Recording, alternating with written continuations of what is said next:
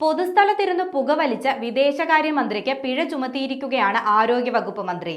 അങ്ങ് മലേഷ്യയിലാണ് മന്ത്രിയായിട്ട് പോലും നിയമം ലംഘിച്ചതിന് മുഖം നോക്കാതെ നടപടി സ്വീകരിച്ചിരിക്കുന്നത്. പുകവലി നിരോധിത മേഖലയിൽ വെച്ച് പുകവലിച്ചതിനാണ് മലേഷ്യൻ വിദേശകാര്യമന്ത്രിക്ക് പിഴ ചുമത്തിയത്. മലേഷ്യൻ സംസ്ഥാനമായ നെഗേരി സെമ്പിലാനിലെ തെരുവ് ഭക്ഷണശാലയിൽ നിന്ന് വിദേശകാര്യമന്ത്രി മുഹമ്മദ് ഹസൻ പുകവലിക്കുന്ന ചിത്രം ആരോഗ്യമന്ത്രി ദുൽകിഫ്ലി അഹമ്മദ് പങ്കുവച്ചിരുന്നു. 2019 മുതൽ മലേഷ്യയിലെ എല്ലാ ഭക്ഷണശാലകളിലും റെസ്റ്റോറന്റുകളിലും പുകവലി നിയമവിരുദ്ധമായി പ്രഖ്യാപിച്ചിരുന്നു. ഈ വർഷം ഒക്ടോബറിൽ ഈ പ്രഖ്യാപനം കൂടുതൽ കർശനമാക്കുകയും ചെയ്തു. വിദേശകാര്യമന്ത്രിയുടെ ഓഫീസിനെ ഇക്കാര്യം അറിയിച്ചിട്ടുണ്ടെന്നും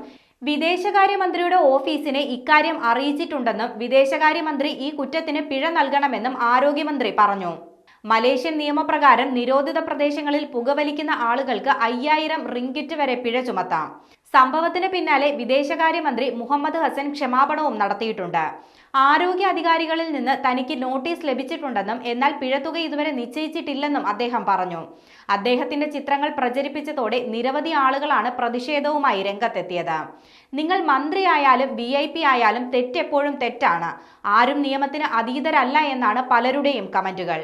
നിയമങ്ങൾ ലംഘിക്കുന്ന അധികാരികൾ പൊതുജനങ്ങളെക്കാൾ കഠിനമായി ശിക്ഷിക്കപ്പെടണമെന്നാണ് മറ്റു ചിലരുടെ അഭിപ്രായം.